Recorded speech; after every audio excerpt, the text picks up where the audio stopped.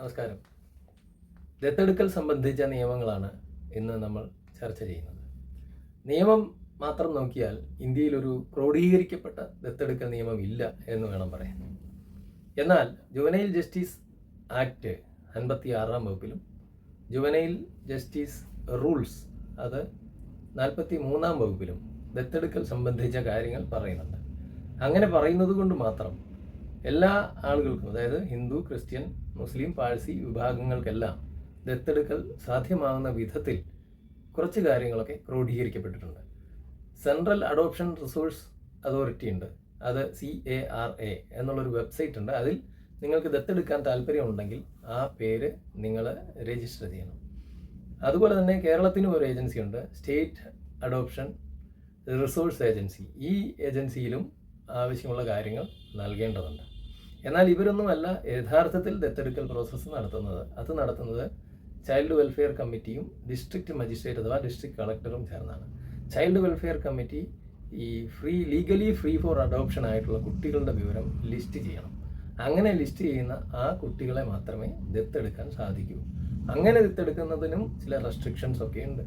ഇങ്ങനെ child welfare committee report ചെയ്ത കുട്ടികളുടെ കാര്യത്തിൽ കൂടുതൽ അന്വേഷണങ്ങൾ നടത്തി വേണം ഡിസ്ട്രിക്ട് മജിസ്ട്രേറ്റ് അഥവാ ജില്ലാ കളക്ടർ കുട്ടികളെ അഡോപ്റ്റ് ചെയ്യുന്നതിന് സാധ്യമാണോ എന്നുള്ള വിവരങ്ങൾ മനസ്സിലാക്കുക. അതുകൂടാതെ ദമ്പതികളുടെ കാര്യത്തിലും ഒറ്റപ്പെട്ട ആളുകൾ ദത്തെടുക്കുന്ന സംബന്ധിച്ചും റെസ്ട്രിക്ഷൻസ് ധാരാളമുണ്ട്. പുരുഷന്മാർക്ക് പെൺകുട്ടികളെ ദത്തെടുക്കാൻ അനുവാദമില്ല. സ്ത്രീകൾക്ക് ആൺകുട്ടികളെയും പെൺകുട്ടികളെയും ദത്തെടുക്കാം. ദമ്പതികളിൽ ഒരാൾക്ക് കുട്ടിയുമായി 25 വയസ്സിൻ്റെ വ്യത്യാസം ഉണ്ടായിരിക്കണം. ദമ്പതികൾക്ക് ധനകാര്യ സ്ഥിതി, സാമ്പത്തിക സ്ഥിതി വളരെ മെച്ചപ്പെട്ട നിലയിലായിരിക്കണം. കാരണം കുട്ടിയെ പിന്നീടും പിച്ചതണ്ടിക്കാൻ ഉപയോഗിക്കാൻ സാധിക്കാതെ വരുന്നതിനാണ് അത്തരം ചില റെസ്ട്രിക്ഷൻസ് വെച്ചിട്ടുള്ളത്. ഈ നിയമങ്ങൾ പരിശോധിച്ചാൽ, നിയമങ്ങൾ ഈ പറഞ്ഞതുപോലെ ജുവനൈൽ ജസ്റ്റിസ് നിയമപ്രകാരം വേണമെങ്കിൽ ദത്തെടുക്കാം എന്ന് ഞാൻ പറഞ്ഞു. അതിൻ്റെ നടപടിച്ചട്ടങ്ങൾ ഇങ്ങനെയാണ്.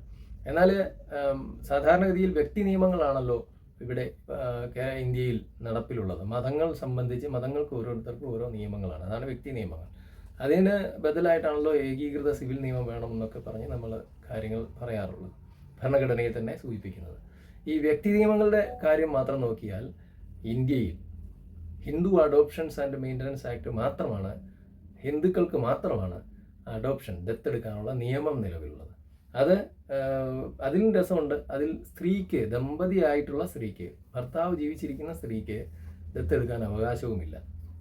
അതൊരു വിശ്വാസത്തിൻ്റെ അടിസ്ഥാനത്തിലാണ്. പുരുഷന് അനന്തരാവകാശി വേണമെന്നുള്ള എന്ന നരകത്തിൽ നിന്ന് ത്രാണനം ചെയ്യുന്ന ഒരു അനന്തരാവകാശി വേണമെന്നുള്ള ആ വിശ്വാസത്തിൻ്റെ അടിസ്ഥാനത്തിലാണ് അങ്ങനെ വന്നിട്ടുള്ളത്. എന്നാൽ സ്ത്രീക്ക് ദമ്പതി ആയിരിക്കുമ്പോൾ, സ്ത്രീക്ക് ഒറ്റയ്ക്ക് ദത്തെടുക്കാം, ഭർത്താവ് ഉള്ളപ്പോൾ ദത്തെടുക്കാൻ അനുവാദമില്ല.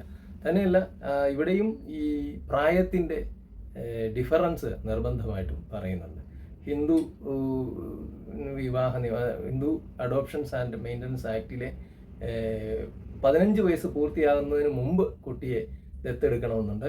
ഒരേ സമയം ഒന്നിൽ കൂടുതൽ ആളുകൾക്ക് ദത്തെടുക്കാൻ സാധിക്കുകയില്ല. ആചാര്യം അനുവദിക്കുകയാണെങ്കിൽ, ഇപ്പോൾ നമുക്ക് പല ആചാരങ്ങളുണ്ടല്ലോ, അതൊക്കെ അനുവദിക്കുകയാണെങ്കിൽ 15 വയസ്സിന് മുകളിലുള്ള കുട്ടികളെയും ദത്തെടുക്കാം എന്ന് പറയുന്നുണ്ട്. പിന്നെയുള്ള നിയമം ഗാർഡിയൻ ആൻഡ് വാർഡ്സ് ആക്ട് ആണ്. അത് 1890 മുസ്ലിം, ക്രിസ്ത്യൻ, പാഴ്സി, ജൂത സമുദായക്കാർക്ക് ദത്തെടുക്കണമെന്ന് ആഗ്രഹമുണ്ടെങ്കിൽ ഈ നിയമം അനുസരിച്ചാണ് സാധാരണഗതിയിൽ ദത്തെടുക്കൽ നടത്താറുള്ളത്. രക്ഷാകർത്താവും കുട്ടിയും തമ്മിലുള്ള ബന്ധം 21 വയസ്സ് വരെ മാത്രമേ നിലനിൽക്കുകയുള്ളൂ എന്നുള്ള രീതിയും ഇതിലുണ്ട്. അതായത് രക്ഷാകർത്താവ് കുട്ടിയെ ദത്ത് കൊടുക്കുകയാണെങ്കിൽ. ഇതുകൂടാതെയാണ് ഈ പറഞ്ഞ ബാലനീതി നിയമവും അതിൻ്റെ ചട്ടങ്ങളും കുട്ടികളെ ദത്തെടുക്കുന്നതിന് ഉപയോഗിക്കുന്നത്.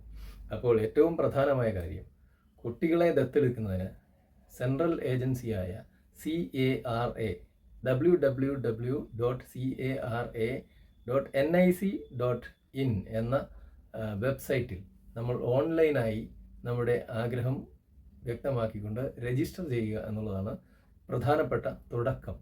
അങ്ങനെ വരുമ്പോൾ ചൈൽഡ് വെൽഫെയർ കമ്മിറ്റിയും SARA സ്റ്റേറ്റ് അഡോപ്ഷൻ റിസോഴ്സ് ഏജൻസിയും ഒക്കെ ചേർന്ന് ഈ ലീഗലി ഫ്രീ ഫോർ അഡോപ്ഷൻ, നിയമപരമായി ഈ കുട്ടി ദത്തിന് യോഗ്യനാണ് എന്ന് കണ്ടെത്തിയ കുട്ടികളെ സംബന്ധിച്ചുള്ള റിപ്പോർട്ട് ഡിസ്ട്രിക്ട് മജിസ്ട്രേറ്റ് നൽകും.